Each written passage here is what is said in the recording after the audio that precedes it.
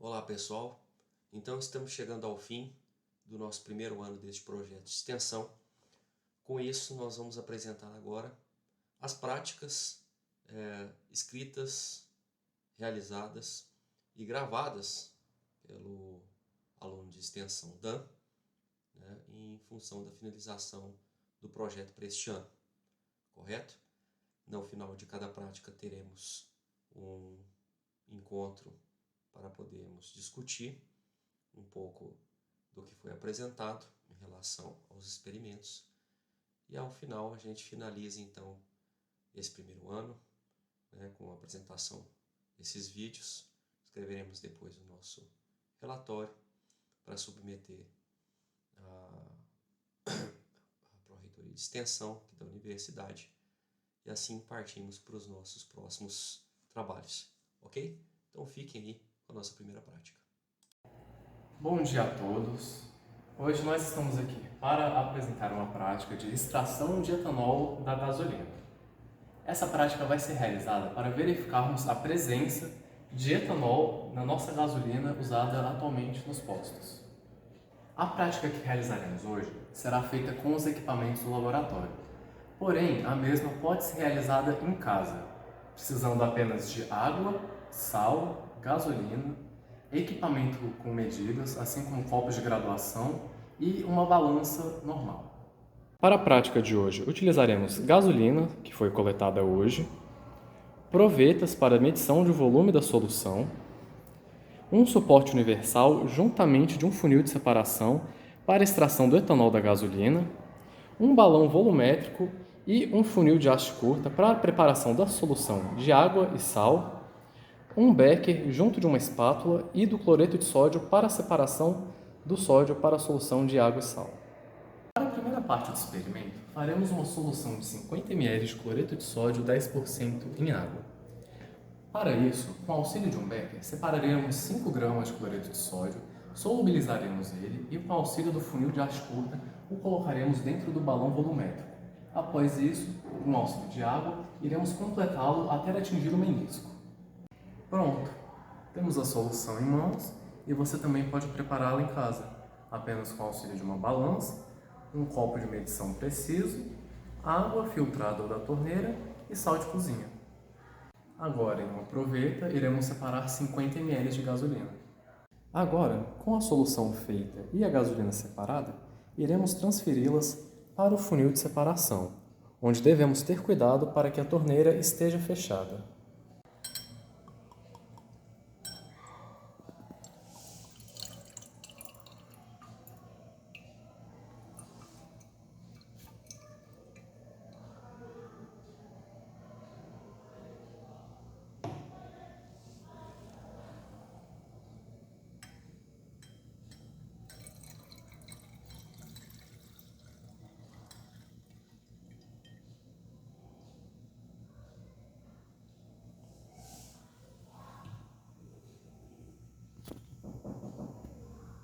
Agora, iremos para a parte mais delicada do experimento, onde tamparemos o funil de separação e agitaremos ele para, com essa agitação, separarmos o etanol da gasolina na solução de água e sal. Vamos dar um exemplo, primeiramente, com um funil vazio.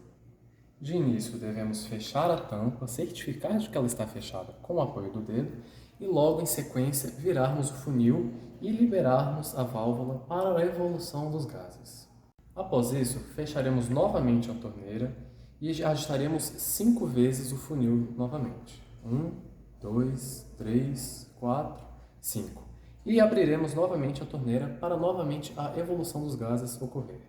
Quanto mais repetirmos esse processo, mais etanol será extraído da gasolina e passará para a solução de água e sal. Cabe ressaltar que esse experimento só é possível por conta de 4 condições. Para começar, os líquidos colocados no funil têm que ser imiscíveis entre si, ou seja, eles devem formar 2 fases diferentes. Segundo, nenhum dos líquidos presentes na extração podem reagir entre si. Terceiro, a constante de distribuição do etanol para a água deve ser maior do que a constante do etanol para a gasolina, o que é o caso. Quarto, se tivermos vários solventes com constante de distribuição alta, escolheremos aquele que seja mais barato e menos tóxico, no caso, a água. Agora eu irei fazer o procedimento correto com a gasolina e a água.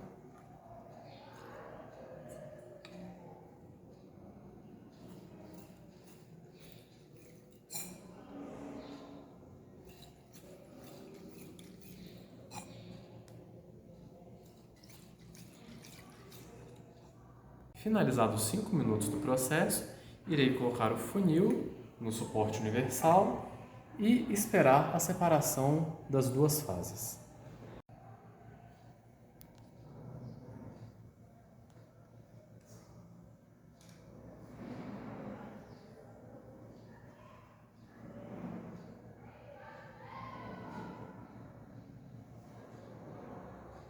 Após 5 minutos, observaremos a formação de duas fases, o que nos permitirá realizar a extração da solução de água, sal e etanol para a proveta, para assim podermos medir a quantidade de etanol extraído.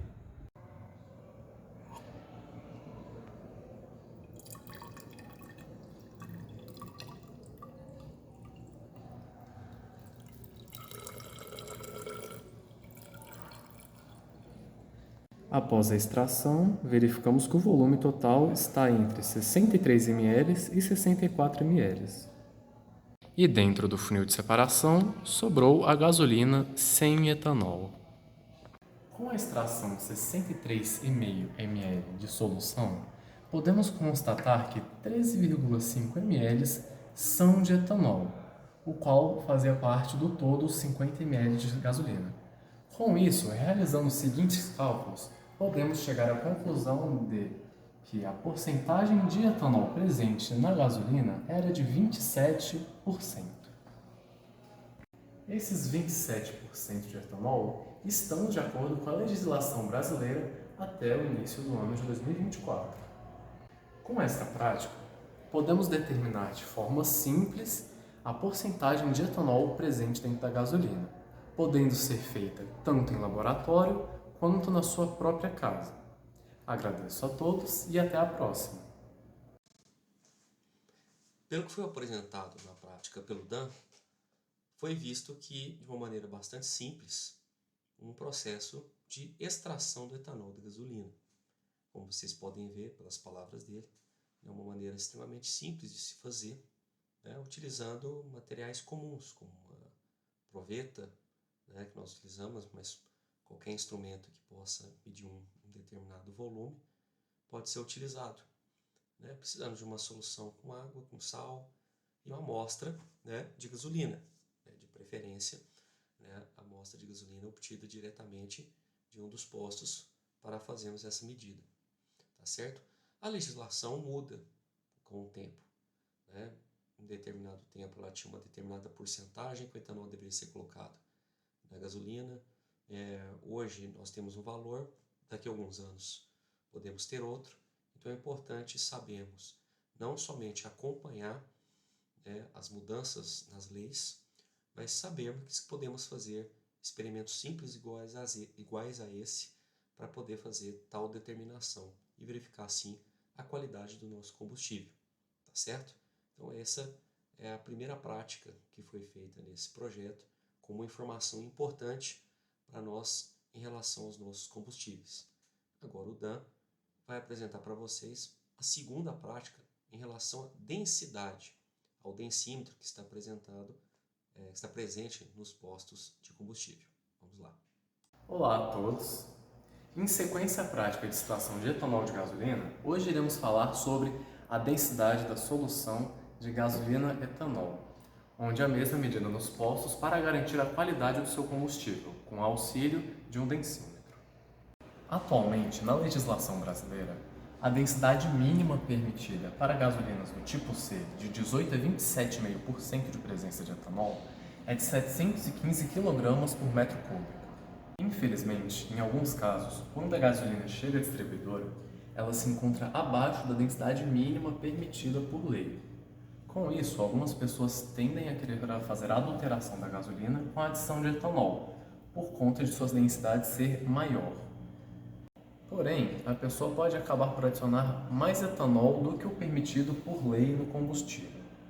Com isso, faz-se necessário a presença de equipamentos para averiguar se a densidade da mistura etanol e combustível está nos conformes. Com isso, na prática de hoje, iremos realizar o cálculo de densidade de uma forma diferente do que é feita nos postos. Com isso, precisamos falar primeiro o que é a densidade. A densidade é uma propriedade física inerente a cada substância através da sua relação de massa pelo volume que ela ocupa, o que nos dá a fórmula de densidade igual a massa sobre o volume.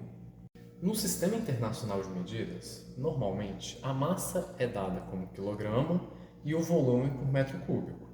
Como podemos ver, a densidade da água por padrão é dada como 1000 kg por metro cúbico. Porém, nós somos mais acostumados a ver as medidas de densidade dadas por gramas por centímetro cúbico ou até mesmo gramas por ml. Com isso, comumente é feito uma alteração na fórmula via esses cálculos aqui, no qual podemos pegar o exemplo da água, que de 1000 kg por metro cúbico vai apresentar 1 grama por centímetro cúbico. Assim, também há como você medir a densidade de um líquido qualquer em casa, precisando apenas de um copo com marcações de volume e uma balança caseira, onde você irá medir o volume do seu líquido e a sua massa. Porém, nessa sua medida, você não alcançará uma exatidão muito boa, assim como é alcançada dentro de laboratórios com o uso de equipamentos de precisão, como balanças analíticas e provetas. Para o cálculo de densidade, hoje, iremos utilizar de um instrumento de laboratório chamado pequinômetro, do qual faz uso do conceito de densidade relativa. A densidade relativa é uma razão entre a densidade de uma substância não conhecida e a densidade de uma substância referência nossa, que no nosso caso será a água. O uso do pequinômetro na fórmula exclui a necessidade da gente saber o valor do volume tanto da substância desconhecida quanto da própria substância de referência. Isso se deve ao fato de o pequinômetro ser enchido pelo mesmo volume tanto para a amostra 1 quanto para a amostra 2. Graças a isso, podemos juntar as duas fórmulas de densidade e criar uma nova fórmula a partir disso, onde com o uso do pequinômetro podemos encontrar a densidade da substância desconhecida. Com isso, o objetivo da prática de hoje é tanto calcular a densidade da gasolina pura anteriormente extraída, quanto de seus outros 4 casos. Um caso onde a gasolina vai estar com um valor inferior ao valor mínimo, 8%, um caso no valor mínimo, 18%, um caso no valor máximo permitido, 27,5%, e um caso extrapolando o valor máximo permitido, de 40%. Além disso, também iremos tirar a densidade do próprio etanol puro. Com esses valores, poderemos construir uma curva de calibração, onde ela vai ser baseada na porcentagem de etanol pela densidade do combustível.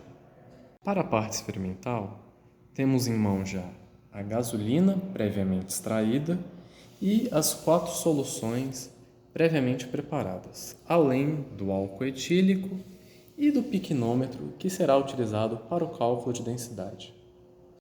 Após a realização dos cálculos de densidade, podemos ver desde a densidade da gasolina pura até a densidade do etanol puro, que aumenta de forma gradativa.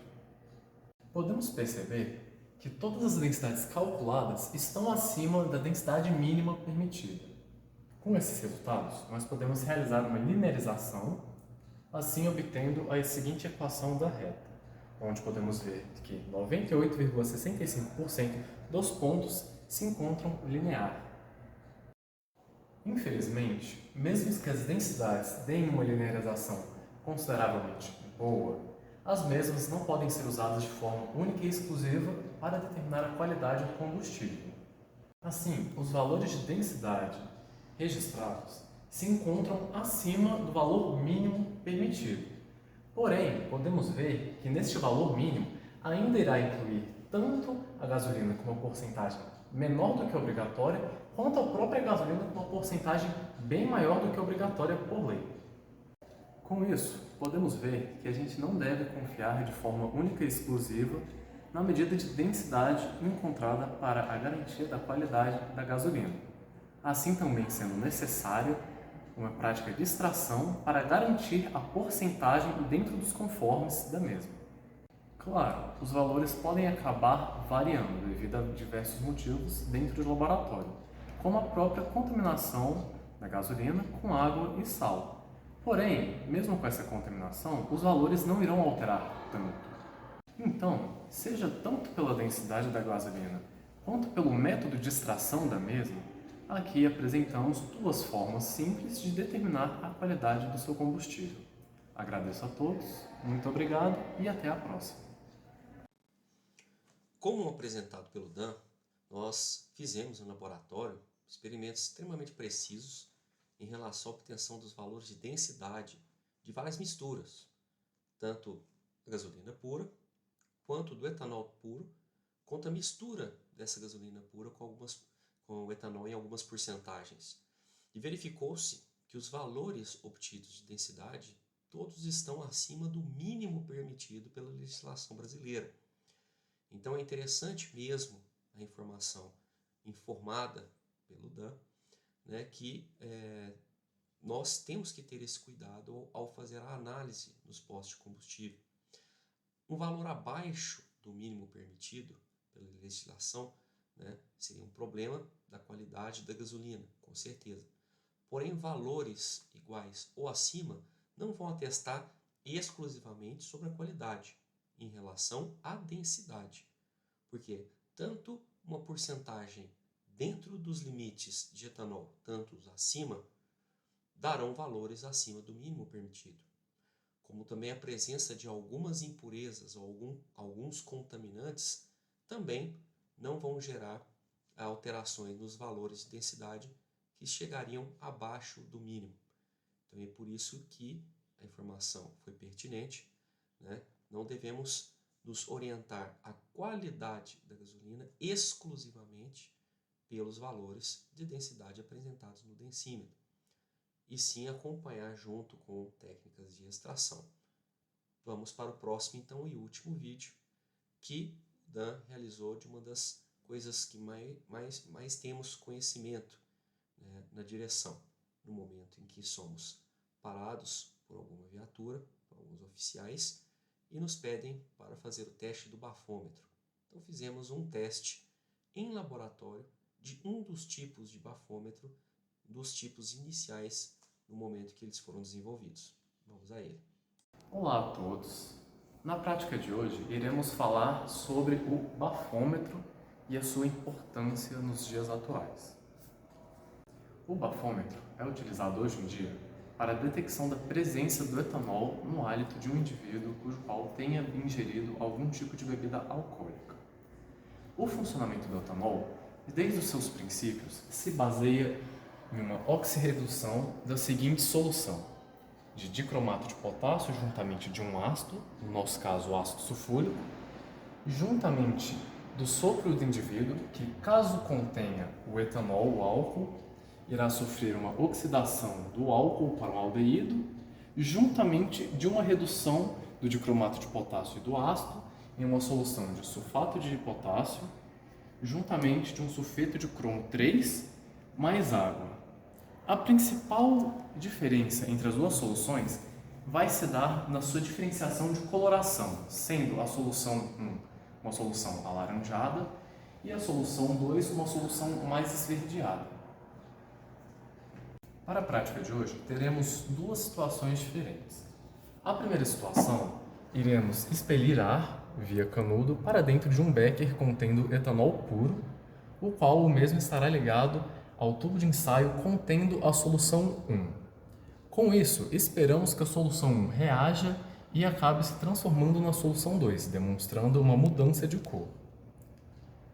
Já para o segundo caso, iremos fazer uma solução de água e etanol semelhante a uma bebida alcoólica, uma cerveja, como exemplo, onde iremos também expelir ar por essa solução que estará ligada para o tubo de ensaio da solução número 1 e esperemos que essa solução reaja. Agora iremos realizar a primeira parte do experimento, onde eu vou soprar dentro do etanol o meu hálito e esse próprio vapor de etanol irá subir pelo canudo e chegar até a solução número 1, onde esperamos ver uma mudança de cor.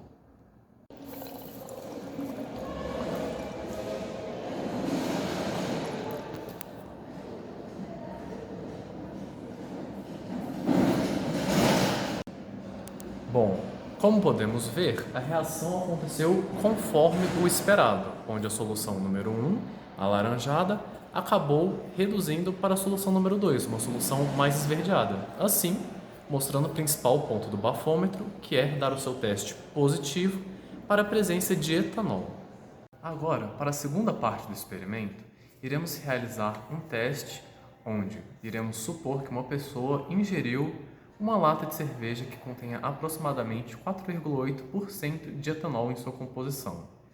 Para isso, iremos soprar o nosso hálito dentro da solução de etanol e água 4,8%, da qual o seu ar irá passar para a solução número 1 e irá reagir ou não com esta solução.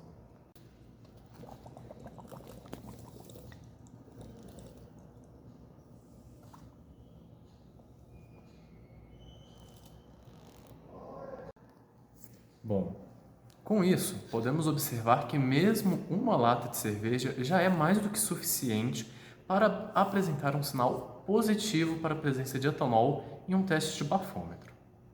Com isso, podemos confirmar a efetividade do bafômetro e o seu uso importante para precaver qualquer tipo de acidente envolvendo o uso de substâncias durante direção. Agradeço a todos pela visualização e até a próxima. Claro, o teste que nós fizemos em laboratório, envolvendo o dicromato, é um dos testes mais clássicos que nós temos em química orgânica para a identificação de álcoois, pela mudança clara na coloração do material dentro dos tubos de ensaio. Dos primeiros bafômetros a utilizarem o dicromato com a mudança de cor, havia-se então a identificação, do álcool presente no ar expelido pelo condutor. Hoje os aparelhos são bem mais modernos e a quantidade de álcool permitida no sangue é uma das mais baixas que se tem conhecimento. Do modo que você, ao ingerir um copo de cerveja, um copo de vinho, ele já é detectado no etilômetro, ok? Então isso é extremamente importante nós informarmos devido, aos inúmeros acidentes que nós temos no nosso país, no mundo inteiro, referentes a condutores que ingeriram bebida alcoólica, que nós sabemos que afeta todos os nossos sentidos. Na legislação brasileira, nós praticamente temos uma política de tolerância zero para a ingestão de bebidas alcoólicas, e com consequências graves para o condutor, mais graves ainda caso aconteça um acidente para a possível vítima. Então, de modo prático, nós apresentamos para vocês um experimento em laboratório extremamente simples para nós, no nosso conhecimento, com a mudança de cor, mostrando que a presença de álcool em um determinado recipiente pode ser identificado através de uma reação química. Acreditem que hoje nós temos equipamentos muito mais sensíveis, muito mais específicos, modernos, como eu já comentei, que conseguem fazer uma medida com uma altíssima precisão. Então, realmente, tentando, a cada dia que se passa, fazer com que haja um menor número de consumo de bebida alcoólica seguida da prática de direção. Esperamos que, com o fim desse primeiro ano desse projeto de extensão, consigamos ter passado algumas informações específicas e importantes em relação a combustível, gasolina, etanol e algumas práticas, e temos o interesse de renovar esse projeto por mais um ano, em quem sabe conseguimos desenvolver o aplicativo que nós temos interesse desde o início, como nosso objetivo principal. Agradeço a todos pela presença, pela visualização. Esperamos poder contar com vocês nos próximos vídeos, para o próximo projeto. Muito obrigado e até a próxima.